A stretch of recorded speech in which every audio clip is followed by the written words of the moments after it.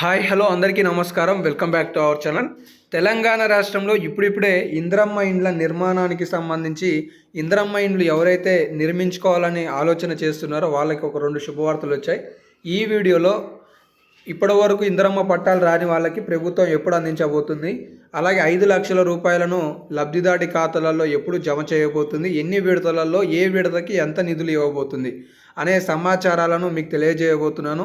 ఈ వీడియో మీకు చాలా ఉపయోగపడుతుంది. వీడియోని చివరి వరకు చూడండి, స్పష్టంగా తెలుసుకోండి. మన వీడియోలని తక్షణమే లైక్ చేసి సపోర్ట్ తెలియజేయండి. ఇప్పుడే అందరూ లైక్ చేస్తారని ఆశిస్తున్నాను.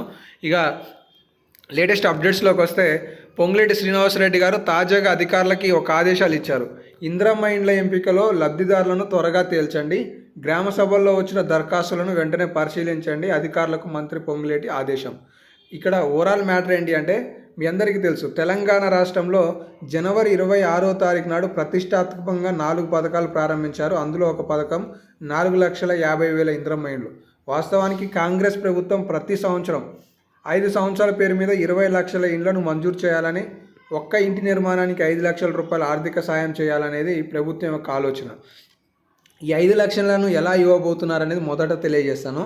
ఈ 5 లక్షలను 4 విడతలలో ఇవ్వబోతున్నారు.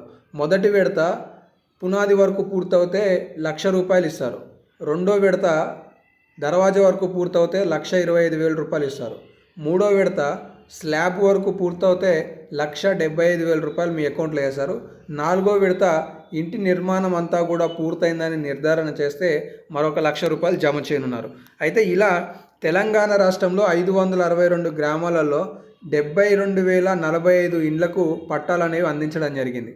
ఈ 72,045 ఇండ్ల పట్టాలను ప్రభుత్వం మార్చి నెలలో దాదాపుగా మార్చి మొదటి వారంలోనే అందించడం జరిగింది. వీరందరూ కూడా మార్చి 10 కల్లా లేదంటే 15 కల్లా పునాది వరకు పూర్తి చేస్తే మొదటి విడత కింద 1,00,000 రూపాయలను ప్రభుత్వం వారి ఖాతాలలోకి జమ చేయనుందనే సమాచారం తెలుస్తుంది.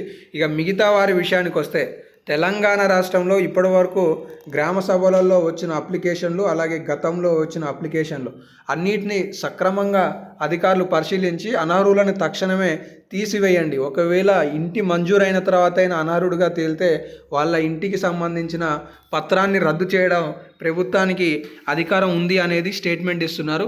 మరి మిగతా వారికి సర్టిఫికేట్లు ఎప్పుడు అందించనున్నారు? తెలంగాణ రాష్ట్రంలో మార్చి 12 నుండి మార్చి 27 వరకు అసెంబ్లీ సమావేశాలు జరగనున్నట్లుగా తెలుస్తుంది. ఈ అసెంబ్లీ సమావేశాల అనంతరం ఉగాది సందర్భంగా రాష్ట్రంలో 1,00,000 కొత్త రేషన్ కార్డులు, అలాగే మిగిలిన ఇందిరమ్మ ఇండ్లకు సంబంధించిన పత్రాలను ప్రభుత్వం అదే రోజు పంపిణీ చేయబోతుందనే సమాచారం తెలుస్తుంది. అంటే బహుశా మార్చి 31 లేదా 30 లేదా 29వ తారీఖులలో మిగిలిన వారందరికీ కూడా ఇందిరమ్మ ఇండ్లకు సంబంధించిన పత్రాలతో పాటుగా 1,00,000 రేషన్ కార్డులను కూడా పంపిణీ చేయాలనేది ప్రభుత్వం యొక్క ఆలోచన అనే సమాచారం తెలుస్తుంది.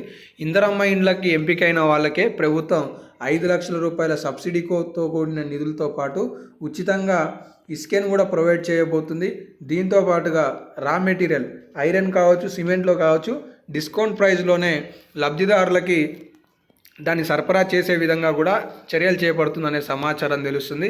సో తెలంగాణ రాష్ట్రంలో ఇందిరమ్మ ఇండ్లకు సంబంధించి ఇవైతే శుభవార్తలు ఉన్నాయి. ఇంకొక అప్డేట్ ఏంటి అంటే, 15,000 రూపాయల జీతం పొందుతున్న వాళ్ళు కూడా ఈ 2 లక్షల ఇండ్ల నిర్మాణాలలో లబ్ధి చేకూరొచ్చు. ప్రభుత్వ ఉద్యోగి అయిన, ఉదాహరణకు ఆశా వర్కర్ కానీ, లేదంటే కార్మికులు ఎవరైతే గ్రామ పంచాయతీలో కార్మిక శాఖలో పనిచేస్తున్నారో వాళ్ళు కావచ్చు, అలాగే అంగన్వాడీ టీచర్లు కావచ్చు, చిన్న మధ్యతరగతి ఉద్యోగులు కూడా ఇందులో లబ్ధి పొందొచ్చు అనేది ప్రభుత్వం చెప్తుంది. ఇంకేమైనా అప్డేట్స్ ఉంటే తదుపరి వీడియోలో తెలియజేస్తాను, కాబట్టి మిస్ కావద్దనుకుంటే సబ్స్క్రైబ్ చేసుకోండి. ధన్యవాదాలు.